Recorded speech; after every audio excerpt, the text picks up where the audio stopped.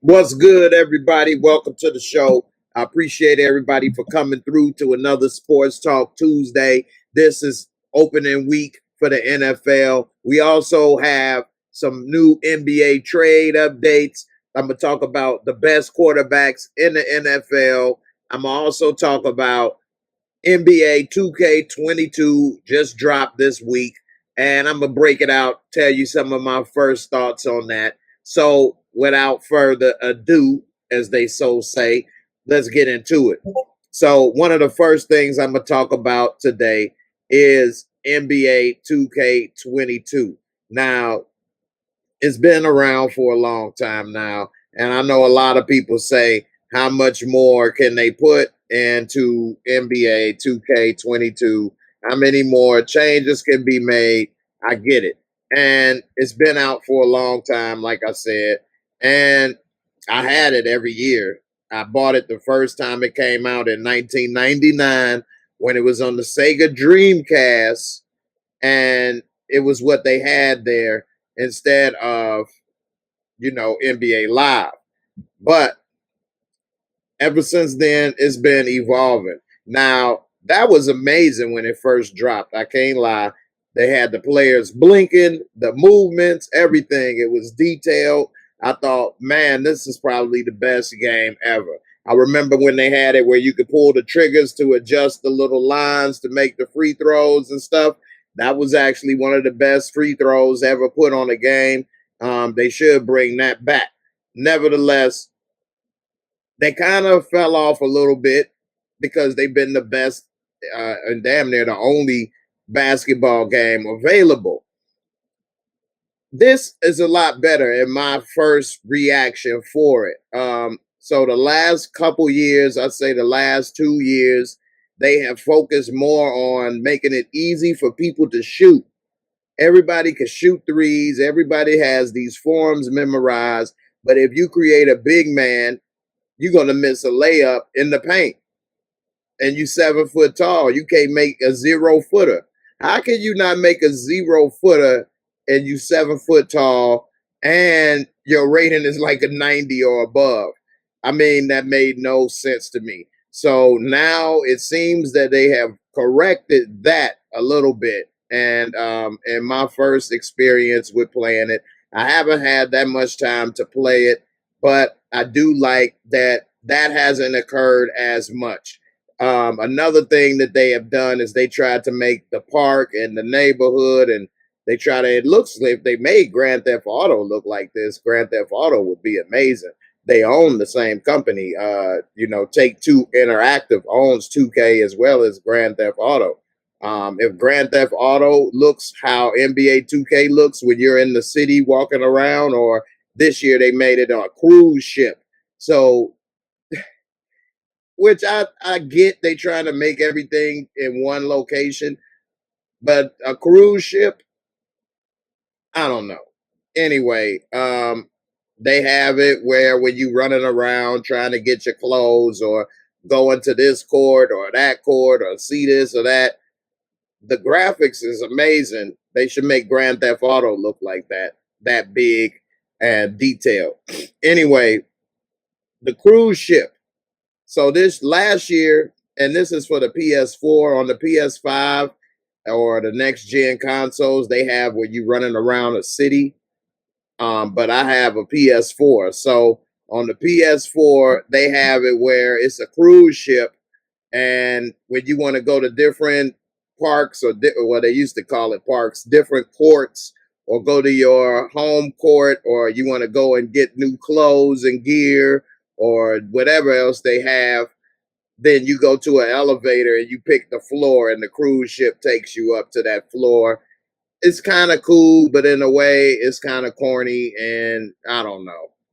That when you're out there playing, when you're at the top decks on the cruise ship, it does show the sky, and you can see, like, I don't know if you can see the water. They try to show water. Got a swimming pool you can't get in, all kind of stuff. I don't know what they could do better, but I think that was a little unnecessary. Just make it like the courts and make it a city, and you don't need to be on the boat.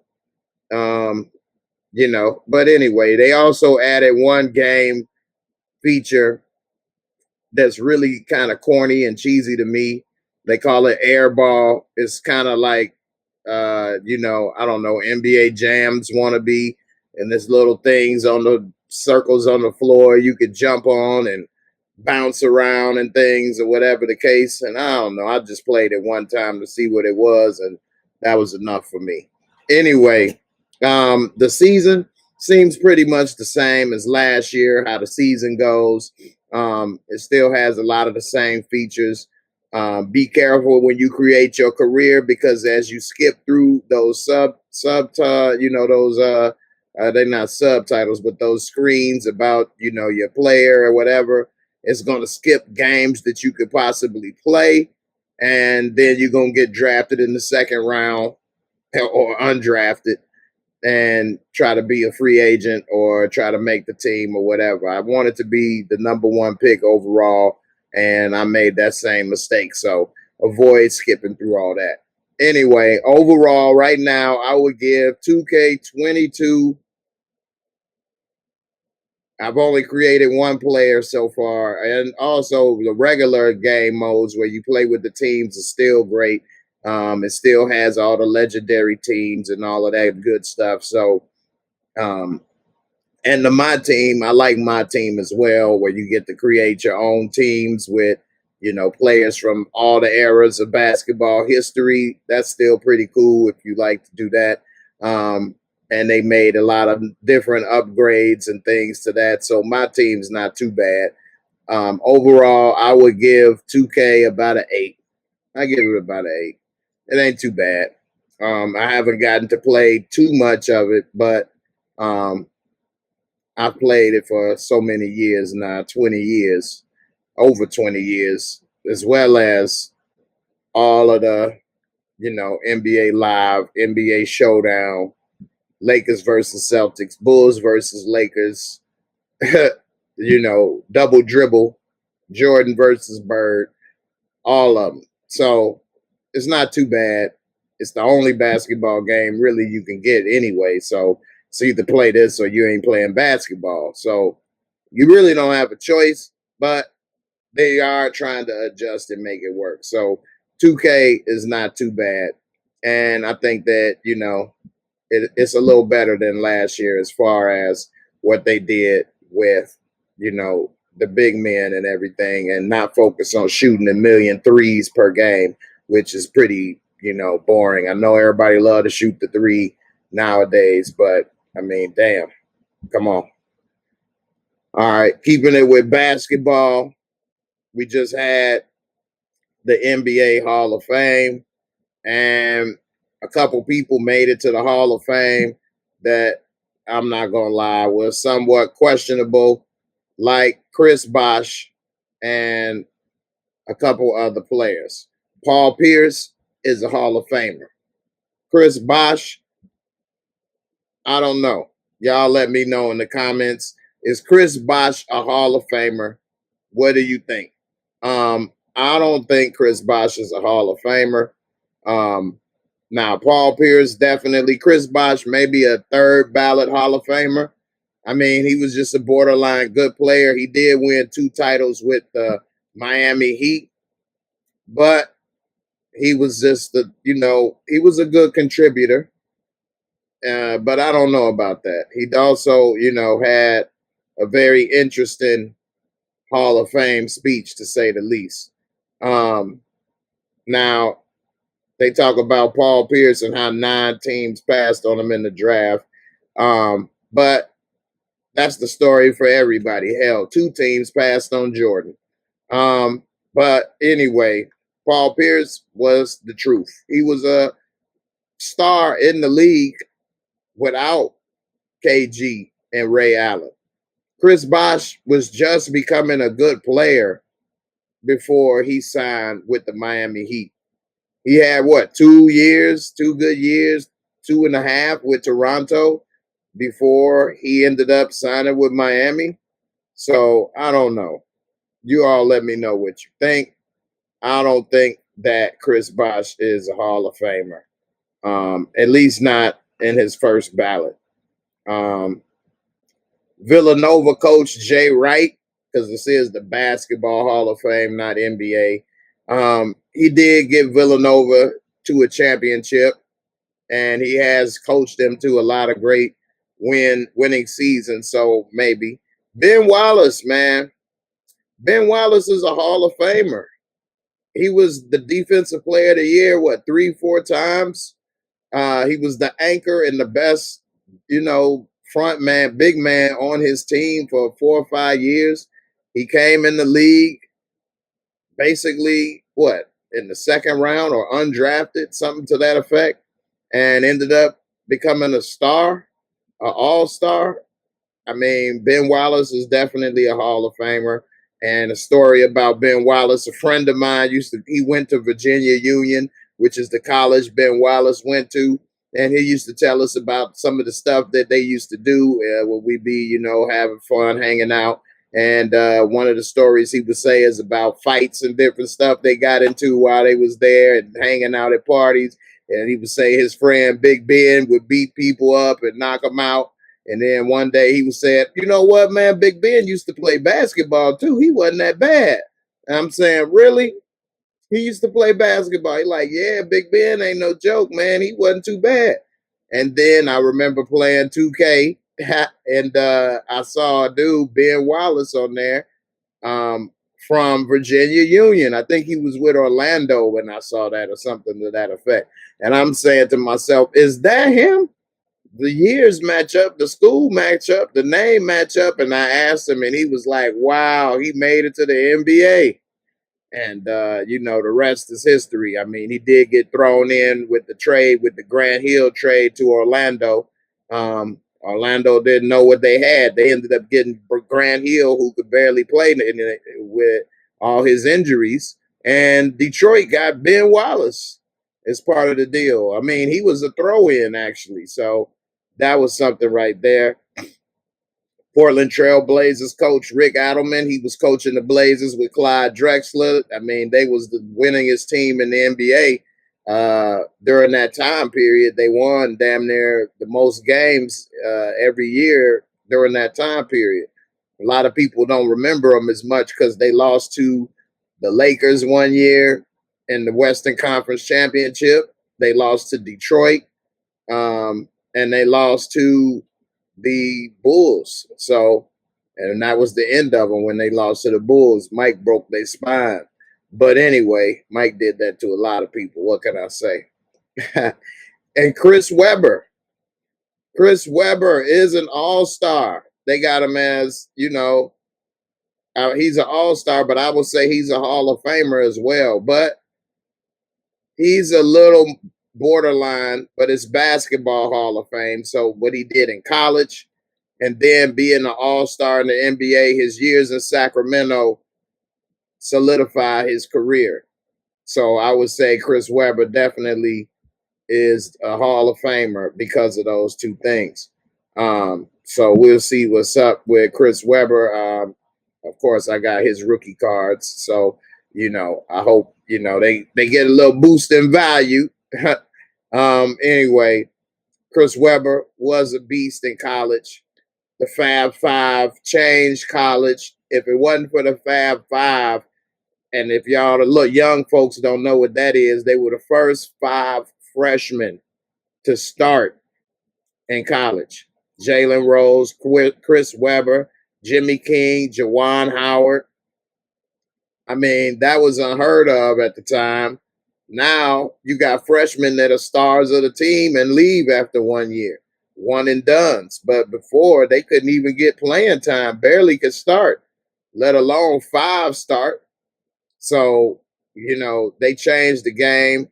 Chris Webber was an all-star in Sacramento. Definitely, they almost beat the Lakers. Some people think they got cheated. Who knows? But Chris Webber is a Hall of Famer. He was definitely a better player than Chris Bosh was.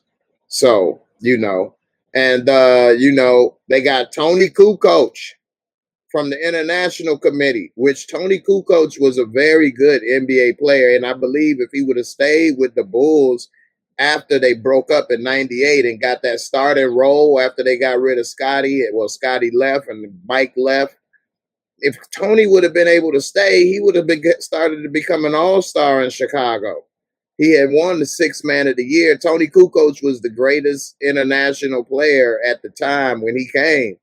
I mean, to be as big as he was, to move the way he did, to pass, to shoot, Tony Kukoc was way ahead of the game, and it shows how players like Tony Kukoc changed the game because big men 6'11", 6'10", didn't run and dribble like he did, didn't shoot the three, didn't pass. That was the influence of the European game. They didn't limit what you could do based on size. If you was 6'10", 6'11", back in the NBA, you had to be a post player. Tony Kukoc, I don't think never played in the post ever. So if Chris Webber would have had that same freedom, Chris Webber could do a lot of the same things. I remember when he was with Golden State his rookie year, and he was dribbling full court, wrapped the ball around his back, went up and dunked on Barkley ass. So Barkley tried to go up and block him for a dunk. Y'all can check that out on YouTube highlights, boy. That was a hell of a play right there. Chris Webber with the Warriors, dunk on Barkley. You know, that was a hell of a move. And I wonder what Chris Webber's career would have been like had Orlando kept him instead of Penny Hardaway. Because for those who don't know, Orlando had the #1 draft 2 years in a row, the #1 pick. They got Shaq. Then the next year, they got Chris Webber. But then they made a draft day trade and traded Chris Webber to Golden State for Penny Hardaway. What if they would have kept Webber and Shaq? What would that have been like? Would that have been better than Penny and Shaq? Y'all let me know in the comments. Should they have kept Webber and Shaq? Imagine that. Damn. So I don't know, man. That would have been interesting. Anyway, you know, the NBA Hall of Fame. I like the NBA, NFL, all of that stuff. The one difference with the NBA Hall of Fame is that it's not the NBA Hall of Fame, actually. It's the Basketball Hall of Fame, whereas it's Pro Football Hall of Fame. So the NFL is only for pro football players. There's no college. It doesn't matter what you did in college. It's only about what you did in the NFL. So I don't know. Who would y'all have rather had on draft day? Penny or Webber? Webber and Shaq or Penny and Shaq? We already saw what Shaq and Penny could have did or did do. But Webber and Shaq, they could have got some guards. Who knows what somebody could have did. So, you know. Jalen Rose and Webber, yeah. Jalen Rose, I always liked Jalen Rose, man. Jalen Rose was a baller. I remember when Jalen Rose was with the Bulls. I was so pissed when the Bulls traded Jalen Rose. We was just starting to be good. Jalen Rose was an all-star. He should have made all-star when he was with the Bulls. He was averaging over 20 points a game with the Bulls. Jalen Rose got traded, man. They should have kept him. They should have kept Jalen Rose, man. And at the time, we had Eddie Curry, Tyson Chandler. We had all these young players. We had Ron Artest, a.k.a. Meta World Peace. We had Jamal Crawford. We had a lot of young players that all they needed to do was just keep Jalen Rose for a little longer, keep those players, and let's see what happens. I don't think we should have traded Elton Brand for Tyson Chandler in the first place. But, you know, Elton Brand was Rookie of the Year, put up 20 and 10, 2 years with the Bulls, and they shipped him off in the draft day trade for Tyson Chandler. Tyson Chandler was all right, but Elton Brand was a better player. He just was. So you think Shaq and Penny was better? I mean, it's a better fit. You got the big man, you got the versatile guard. But what team could have stopped those twin towers of Webber and Shaq? And keep in mind, when Webber was younger, if you all saw Webber in his first couple years, especially look at his Golden State years, Webber was fast. Webber could dribble. He was like a point forward. You know, Webber could dribble, he could pass, he could run. And Shaq could still run fast in Orlando for his size, man. I think that would have been almost impossible for somebody to stop, especially in the 90s when the NBA was still a paint first game. It wasn't all about the perimeter yet. So you got both of them, man. I think even the Bulls would have had a hard problem with them. We could have had, I don't know. That would have been tough. Yeah, man. Elton Brand was a bad move, definitely. We definitely should have kept Elton Brand. And, we that was a mistake. Scott Skiles still, I think, has the record for most assists in a game to this day. He dropped 30 assists. And that was before Shaq was on the team, if I remember right, or that was Shaq rookie year. Scott Skiles, he ended up being a coach for the Bulls and for a time period too, which I didn't think he was all that. But yeah, he dropped 30 assists in the game. Well, Key, you know your stuff too. Yes, sir. Yeah. So yeah. Yeah, man. Jalen Rose. And see, this is the thing about that. During that time period was right after Jordan retired. So this is around 99, 2000, 2001. 2000, 2001. And you could never get Bulls tickets during the time when Jordan was there, especially 96 to 98. And my father, he had hookups with famous, well, not famous, but people with connections. And as soon as the Jordan era was over, I started getting tickets because nobody wanted to go to the game. And it was with the Skybox, Ebony and Jet magazine. He knew the people there because my dad worked in advertising. And they would let me go with my friends and a date or whatever. And I'd go to the Skybox. And they got multiple level Skybox. So these are like mezzanine level Skybox, not all the way at the top of the building. And I probably went to 3 or 4 games during that time period in the Skybox. I thought I was doing one, man. And it was all during that years with Jalen Rose and them. I even got some pictures with some of the things, some of the, experience or whatever. And yeah, that was the time, man. And I saw a lot of those games firsthand.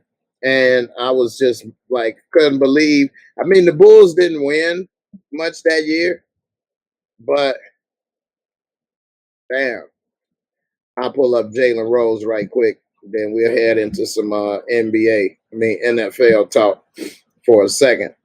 But Jalen Rose was balling with the Bulls, man. He really was. And you can see right here. So it was in 01-02 he came to the Bulls.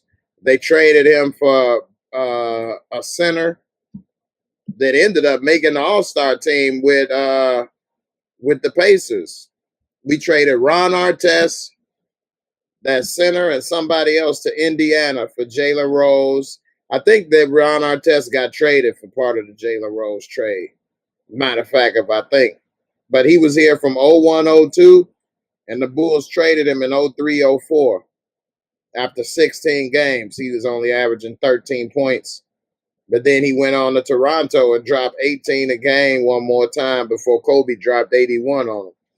But his first year with the Bulls, he was averaging 23.8 points. That's almost 24 points a game. He played the whole season the next year, 82 games. He averaged 22 points a game, 4.8 assists, 4.3 rebounds. Let me see who he got traded for again. Yeah, he got traded for Ron Artest. That's right. We got Travis Best. I ain't never even seen Norm Richardson play. And Lonnie Baxter, I thought he was going to be good. He didn't turn out what he was. We gave up Ron Artest. Ron Mercer was actually good, man. Ron Mercer was good. Brad Miller ended up making All-Star with the Pacers like the next year. I was just like, what? This dude didn't do it with us. And Kevin Ollie he was a role player. He ended up being a better coach with UConn than he was an NBA player. But and then we did have Donyell Marshall on our team for a minute, which Donyell Marshall was a good player. They just nobody ever let him hang on long enough. He was real good when he was with Golden State. So, damn, they got Jalen Rose in the Bulls jersey. That was his best years, I guess, huh? Let me see who he was with. He used to call Eddie Curry and Tyson Chandler the two big baby bobbleheads. Big, young, and tall with big old heads. Tyson Chandler, rookie year. Eddie Curry, rookie year. Marcus Fizer had game too, man. Man, and he never put it all together, man.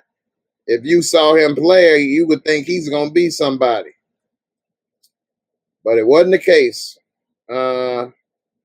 Travis Best, y'all might remember him from He Got Game. He was in He Got Game. Charles Oakley was old as hell when he was with the Bulls again, his 16th year. Eddie Robinson had game too, man. Eddie Robinson had game. So, yeah, he only was that. They got rid of Ron Artest. That was the year they traded him. Ron Mercer had game too, man.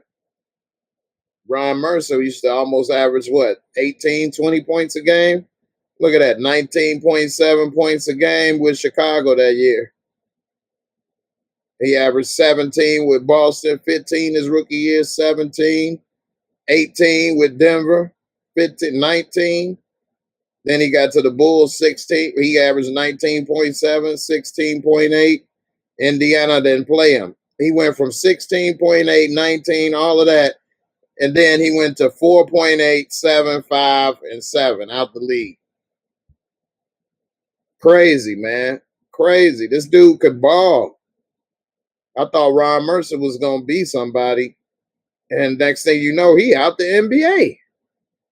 You go from 18 points to 5 points the next year and you out the league. That's crazy. So, anyway, it was a good time. A lot of fun. Yeah. Jalen Rose and Jamal Crawford was on there.